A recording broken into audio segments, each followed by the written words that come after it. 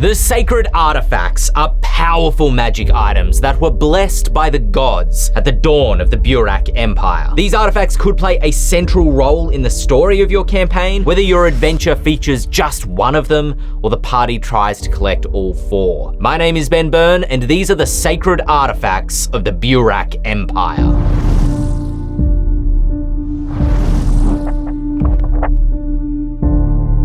Each of the sacred artifacts is steeped in dramatic storytelling, and though powerful, they aren't just intended to be a prize for players to win at the end of a dungeon. The mechanics of the sacred artifacts encourage roleplay and character development, because you need to wield them over time to unlock their full power. Yet the longer your party is exposed to the artifacts, the more insidious their curses become. Only the mighty can stand to wield them. While attuned to an artifact, your perceptions of reality may fray. Your GM may present situations differently to how they truly are. Can you trust your own mind? If you want a campaign to center on these magic items, our last video laid out an entire adventure where your party will hunt for them across the Burak Empire. Even one of these artifacts could appear in your 5e campaign as a weapon that gets gifted by a fiend, discovered in an ancient sarcophagus, or pulled from the bottom of a river.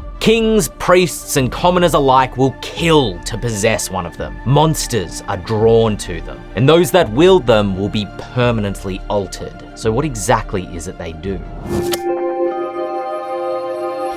When the first emperor of the Burak Empire was crowned, Ulmyr, the god of magic and wisdom, plucked out his own eye as a gift for the young ruler. And with it, Emperor Indorius I and his descendants would be able to act with a measure of Ulmyr's foresight. Ulmyr's eye appears to be a crystal ball filled with ever-shifting smoke that changes color and pattern when its wielder changes thought or mood. Peering into the orb can reveal hazy yet disturbing visions. Once you are skilled with Ulmyr's eye, you can conjure such premonitions into your own mind as well. Aspirant users of the orb can cast many divination spells to help navigate your future and learn hidden information, including augury, detect thoughts, and scrying. Once you become adept, your knowledge of the future can influence the present, giving you or your allies advantage on D20 rolls against your foes. You also learn to draw from the magic of Ulmyr's eye to cast your own spells, and can treat the magic item's charges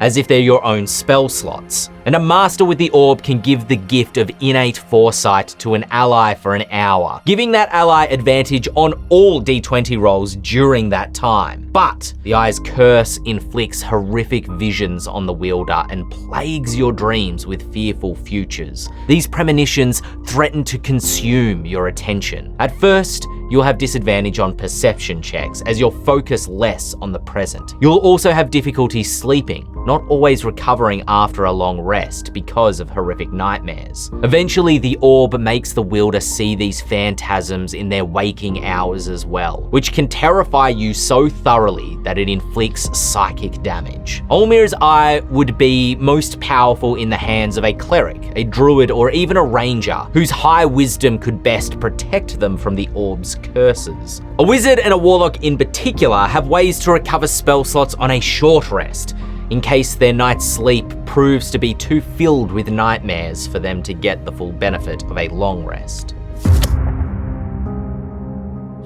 Dämglesvir is the might of heaven. The god Maligant wielded 3 such weapons: might, wrath, and judgment. Judgment and wrath are wielded by Maligant's former lieutenants, the Arch-Seraph Imperius and the Arch-Demon Tormak. Might was gifted to the mortal emperor. The Might of Heaven is a +2 magical sword, but it also infuses you with power, providing a bonus 1d6 damage to all your weapon attacks. This provides flexibility to a martial character who may be more versed with ranged weapons or prefer 2-weapon fighting, or you might swap weapons situationally. Once adept at wielding Dämglesvir, you can sweep the weapon in a massive arc, allowing you to make multiple attack rolls as a single attack against every opponent within range. Additionally, no creature wounded by the sword can regain hit points until it's your turn again, making the weapon a vampire, troll, and hydra's worst nightmare. Once you've mastered the power of Dämglesvir, once per day when you hit with a weapon attack roll,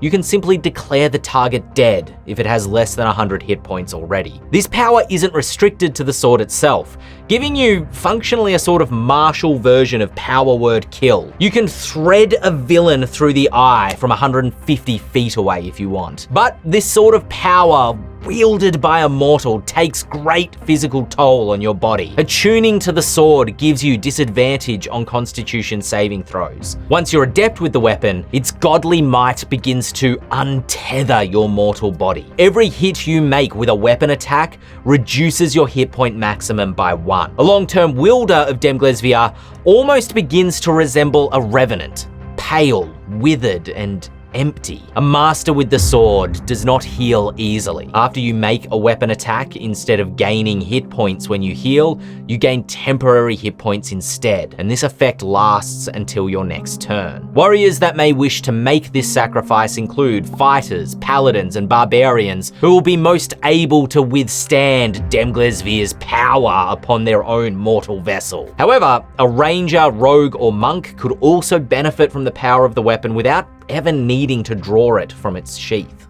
Aberration is a dark fantasy, horror-themed board game where you play as a party of adventurers defending a village from aberrant monsters. The game is based in the 5e setting of Grimhollow and has deep RPG elements, allowing you to choose from a variety of character and class combinations to play as. You'll unlock new weapons and equipment, upgrade your character's unique skills, and if you work together, possibly you'll survive the night. I'm a miniatures guy. The miniatures in this board game look absolutely beautiful. I'll probably end up using them in my 5e campaign as well. Aberration is live right now on GameFound, so you can hit the link up there and back it if it looks good to you.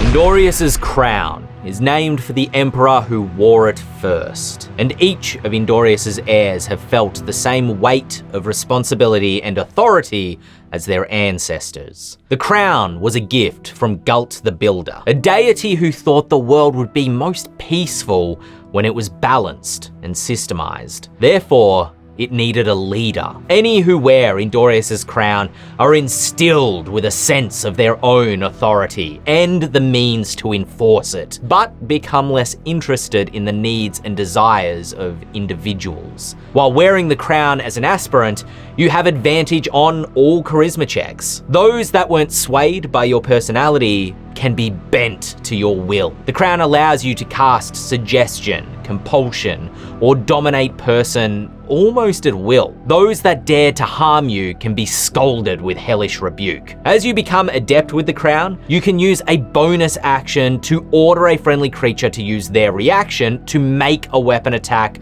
or cast a spell up to 2nd level. Further inspired by your regal presence, creatures that you choose within 10 feet of you add a d4 to their attack rolls and saving throws as well. When you master Indorius' crown, you can never roll lower than a 14 on charisma checks, and your influence on others' minds allows you to cast either Dominate Monster or Power Word Stun once per day. Yet the curse of the crown makes you judgmental and uncaring. Your allies fear to fail in your presence, becoming frightened of you if they fail an ability check or miss with an attack roll whilst they're within 10 feet of you. Ironically, being left alone without subjects to protect you fills you with a crippling dread. Unless you have a friendly creature within 10 feet of you, you make attack rolls with disadvantage and find it difficult to concentrate on spells. Warlocks, bards, and paladins are probably the most suited to wearing the crown, but virtually any character can benefit from it. The crown fills you with authority,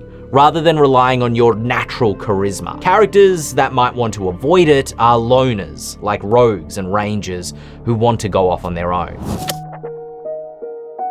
The The goddess Aurelia did not wish to participate in war, and instead chose to protect Burak's first emperor with the Hearthfire Breastplate. Aurelia's final act during the God's End was to sacrifice herself to protect mortals from the gods' destructiveness, and those who wear her breastplate mirror her story. The breastplate provides an aspirant wearer a +2 bonus to AC, providing a possible armor class of up to 20 if you're also wielding a shield. You can also cast the shield spell upon yourself for further protection. However, though the breastplate doesn't impede movement, it does feel burdensome, giving you disadvantage on dexterity saves. Once you become adept with the breastplate, you can use its magic to protect your allies. As an action, you choose to give 1d4 +5 temporary hit points to up to 6 creatures that you can see. And whilst they have those temporary hit points, each creature also gains a +2 bonus to their armor class. However, when the breastplate's magic is harmed,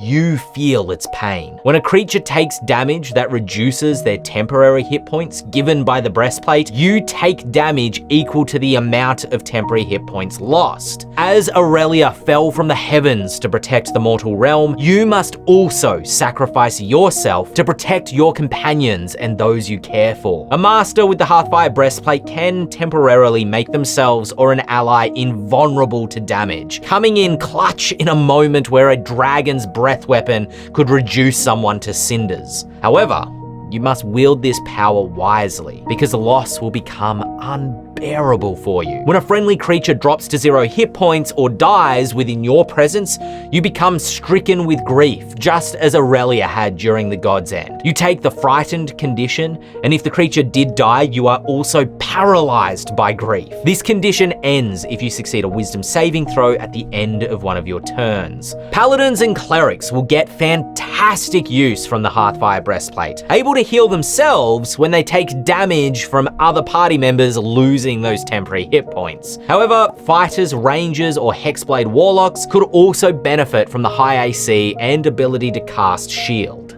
If you want a ready-made campaign that features the sacred artifacts, you should check out this video up here, which outlines an entire adventure module focused on collecting the artifacts.